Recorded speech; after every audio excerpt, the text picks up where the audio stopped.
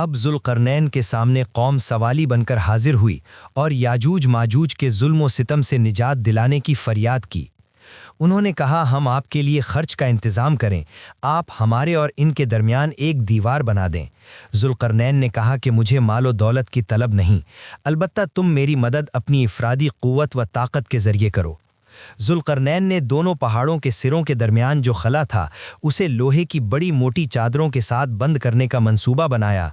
लोहे की बड़ी और वज़नी चादरें हज़ारों की तादाद में जमा की गईं। हज़ारों अफराद ने इस काम में हिस्सा लेना शुरू किया।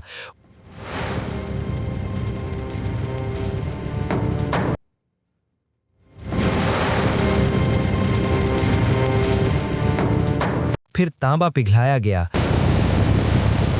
ये पिघला हुआ तांबा लोहे के मजबूत जंगले को जोड़ने और इनके दरमियान मौजूद खला को पुर करने के लिए इस्तेमाल किया गया। उन्होंने इन बड़ी वजनी लोहे की चादरों का जंगला बनाया।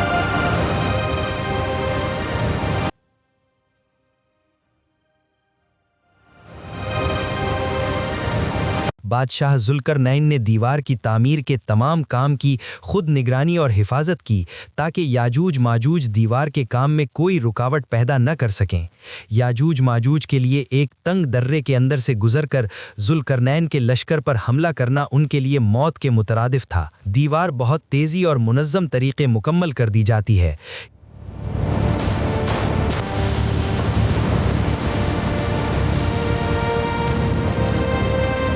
याजूज माजूज का ख्याल था कि जब जुल्करनैन इस इलाके से चला जाएगा तो वो इतनी ताकत रखते हैं कि इस दीवार को गिरा देंगे, लेकिन जब दीवार मुकम्मल हो गई तो याजूज माजूज में ये कुदरत न रही कि वो इस दीवार पर चढ़ सकें और न ये ताकत रही कि इसमें नक़ब लगा सकें। और फिर याजूज माजूज हज़ारों सालों के लिए दीवार के अंदर कैद हो जाते हैं। वो रोज़ दीवार तोड़ने की कोशिश करते हैं।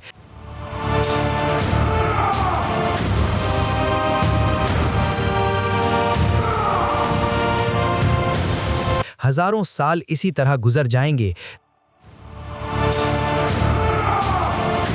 उम्मुल मोमिनीन हज़रत ज़ैनब बिनते जहश रज़ी अल्लाह ताला अन्हा बयान फरमाती हैं कि नबी करीम सल्लल्लाहु अलैहि वसल्लम उनके यहाँ तशरीफ़ लाए तो आप कुछ परेशान थे।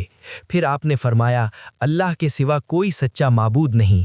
अरब इसी शर की वजह से हलाक हो गए हैं जो अब करीब आ पहुँचा है। आज याजूज माजूज की दीवार इस कदर खुल गई है और आपने शहादत की उंगली और अंगूठे को मिलाकर हल्का बनाया। लेकिन फिर कुरान मजीद की आयात मुबारका के मुताबिक, और जब मेरे परवरदिगार का वादा आ पहुँचेगा तो वो इस दीवार को रेज़ा रेज़ा करके ज़मीन के बराबर कर देगा और मेरे परवरदिगार का वादा सच्चा है। दीवार के टूटते ही एक ऐसी कौम बाहर निकलेगी जिसे दुनिया ने हज़ारों साल से नहीं देखा। वो तादाद में इतने ज़्यादा होंगे कि ऐसा महसूस होगा जैसे पहाड़ों के अंदर से इंसानों का सैलाब फूट पड़ा होगा।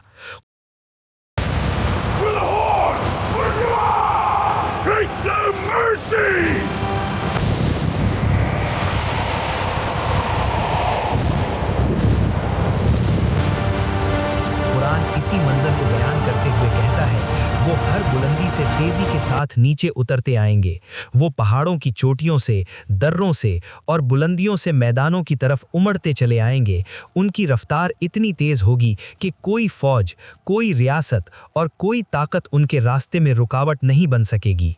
पहले वो करीबी इलाकों पर फैलेंगे, फिर चंद ही दिनों में पूरी ज़मीन पर छा जाएंगे। लोग हैरत और खौफ के आलम में देखेंगे कि एक ऐसी कौम जिसका जिक्र सिर्फ किताबों में था, आज हकीकत बनकर दुनिया के सामने खड़ी है। जब उनका गुजर किसी झील से होगा तो उसका पानी पी जाएगी, और जब उनके लश्कर का आखिरी हिस्सा वहां पहुंचेगा तो वो कहेगा कि यहाँ कभी पानी हुआ करता था। वो कहेंगे, ज़मीन वालों को तो हमने शिकस्त दे चुके, आओ अब आसमान वालों से भी जंग करें। चुनांचे वो आसमान की तरफ तीर फेंकेंगे। अल्लाह ताला की हिकमत से वो तीर वापस आएंगे और उन पर खून जैसा रंग लगा होगा। ये देखकर वो मजीद गुरूर में कहेंगे, हमने ज़मीन वालों को भी शिकस्त दी और आसमान वालों पर भी गालिब आ गए। कुछ अरसे बाद हज़रत ईसा अलैहिस्सलाम और उनके साथी अल्लाह ताला से दुआ करेंगे कि वो याजूज माजूज की मुसीबत से निजात अता फरमाए। अल्लाह ताला कीड़े याजूज माजूज की गर्दनों में पैदा कर देगा।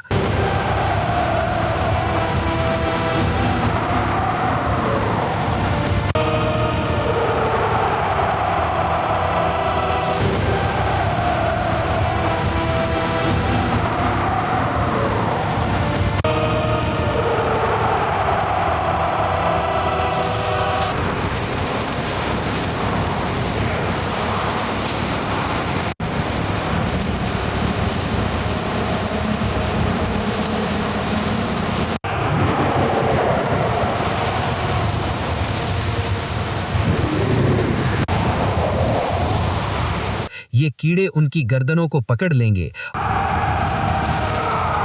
और याजूज माजूज की सारी कौम एक ही रात में हलाक हो जाएगी। सुबह तक जमीन पर उनकी लाशों के ढेर लग चुके होंगे। उनकी लाशों की बदबू से जमीन भर चुकी होगी। ये मंजर इंतहाई हौलनाक होगा।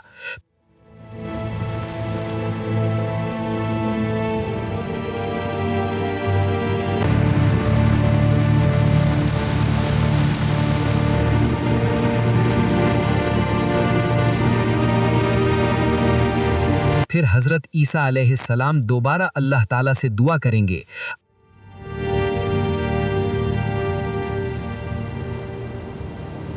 अल्लाह ताला ऐसे अजीम परिंदे भेजेगा जिनकी गर्दनें ऊंटों की गर्दनों की तरह लंबी होंगी।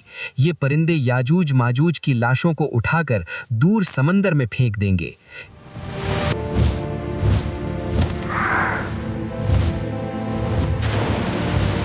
इसके बाद अल्लाह ताला ऐसी बारिश नाजिल फरमाएगा जो जमीन को अच्छी तरह धो लेगी।